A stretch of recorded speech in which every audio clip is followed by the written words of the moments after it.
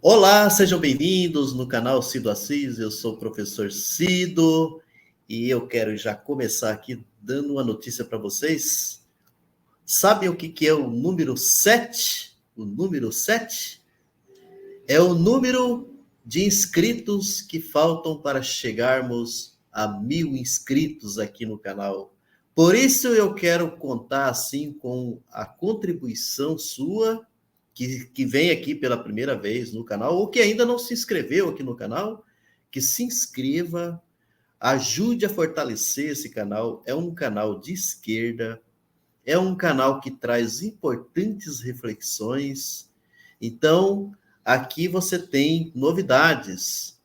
Você, às vezes, encontra outros assuntos em outros canais importantes, mas esse canal, ele acaba contribuindo um pouco mais, tá? Com o seu conhecimento. Sem dizer que aqui também nós trabalhamos com o conhecimento, nós trabalhamos com filosofia, nós trabalhamos assuntos relacionados à ética, à sociologia e assim por diante. Em muitos casos também a própria psicologia, porque você falar de Bolsonaro tem que ser um bom psicólogo, né, para poder compreender toda essa situação bolsonarista que nós encontramos aqui no nosso país. Então, gente, faltam sete inscritos para nós chegarmos a 1.000 inscritos. Quando chegarmos aqui a 1.000 inscritos, vamos até tomar um vinho, né? Porque foi uma luta, uma grande luta para a gente poder chegar até onde nós chegamos. Bom, o assunto que eu trago hoje aqui para vocês é um assunto grave, tá? Por isso que é grave a situação das universidades e institutos federais neste momento. Pessoal, é gravíssimo. A herança bolsonarista não é brincadeira.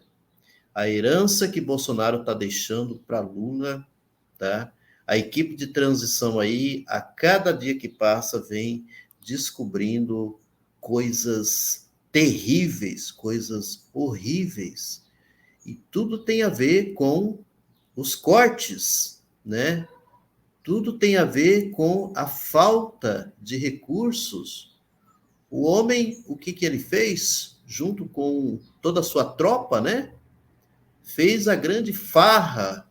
Dá para a gente dizer assim, a farra, porque em grande parte de gastos aí do dinheiro, pelo que a gente vem cada vez mais assim tomando conhecimento, está mais relacionado a farras do que qualquer outra coisa. É cartão corporativo, é toda essa farriada, né, que das motociatas, e o que ele também tem gastado também com a campanha eleitoral, né? Não é à toa que também estão já descobriram, né? Já descobriram sobre aquele pagamento dele do Auxílio Brasil, né? O tal do Auxílio Brasil, a quantidade de pessoas, por exemplo, que entrou nesse Auxílio Brasil sem cumprimento de uma regra ou qualquer coisa assim, tudo para que ele pudesse então se reeleger. Ou seja, está sendo assim caracterizado como uma espécie de compra de votos, tá? Como uma espécie de compra de votos. Isso ainda está sendo discutido, está sendo debatido, inclusive isso está indo até para o campo jurídico, também, né, para a justiça. Eu vou compartilhar a primeira tela com vocês aqui para trazer aqui para vocês esse assunto sobre a gravidade, né, do que nós estamos enfrentando aqui nas nossas universidades. Então, olha só, gente, essa é a primeira notícia que eu vou trazer aqui para vocês. Infelizmente, não é uma notícia muito boa, tá? Porque afeta aí muito, né, a educação, tá? Afeta e muito as universidades federais e os institutos federais, tá? Grave e insustentável. Grandes universidades do país se pronunciam sobre cortes do governo Bolsonaro. Sob o título de grave, a Universidade de Brasília anunciou que está sem dinheiro para pagar as contas de dezembro. Em nota, A reitoria informou que sofreu um novo corte em recursos do governo federal, que agora retirou do caixa da instituição mais 17 milhões de reais. Mais, tá? Porque já teve cortes. Os cortes que já vinham acontecendo em sequência, desta vez deixarão à míngua e completamente paralisados os serviços de restaurante universitário, de segurança, de manutenção e limpeza. Também faltará dinheiro para projetos de pesquisadores e para bolsas de estudantes. Transição. O ministro da Educação admite a equipe de Lula que médicos e bolsistas ficarão sem receber em dezembro. Olha aí. Tá? Médicos e bolsistas. Crise. MEC zerou contas dos institutos federais, dizem entidades. Já universidades estimam 244 milhões bloqueados. A partir de levantamento das áreas de planejamento e orçamento da universidade, a UNB, está impossibilitada de efetuar pagamentos das despesas já liquidadas e de realizar novos empenhos. No texto, a instituição comenta o quadro geral do ensino superior no país, afirmando que a situação financeira da UNB e das demais universidades federais já era dramática desde o início de 2022. Piorou com um corte de 7,2% feito pelo governo federal em junho.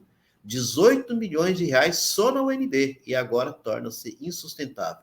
Ataques em escolas, iconografia extremista, conecta atentados e mobiliza novos jovens radicalizados. O comunicado da reitoria, esse aqui deve ser que é uma outra notícia, né, que está aqui.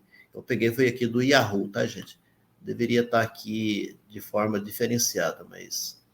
O comunicado da reitora Márcia Abraão e do vice-reitor Henrique Uelva diz que a UNB repudia veementemente essa situação e a herança calamitosa na educação. Ciência e tecnologia que o governo federal parece ter decidido deixar para o seu sucessor em janeiro de 2023, que é o que está acontecendo.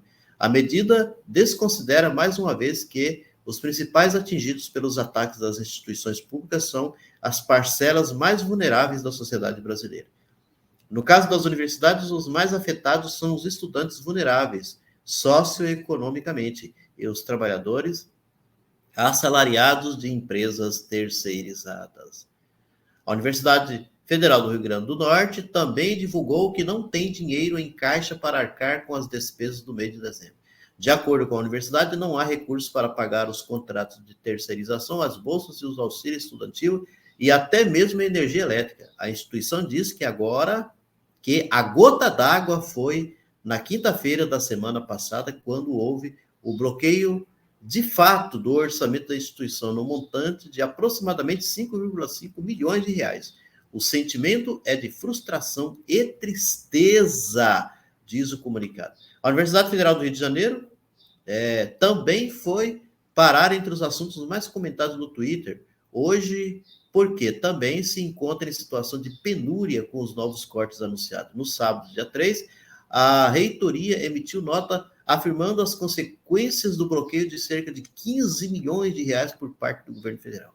A situação de limite zero que nos foi imposta, a associação à falta de provisões de liberações até o final do ano, nos impede de continuar, pois nosso orçamento definido em lei tornou-se inacessível e isso coloca em risco a continuidade do funcionamento se os cortes não forem revertidos em poucos dias, informa. Assinam também o documento a Universidade Federal Fluminense, Instituto Federal Fluminense, o Centro Federal de Educação Tecnológica Celso Sucol da Fonseca, Colégio Pedro II, Instituto Federal do Rio de Janeiro, Universidade Federal Norte Fluminense, Darcy Ribeiro, Universidade Federal do Rio de Janeiro, UERJ e Unirio.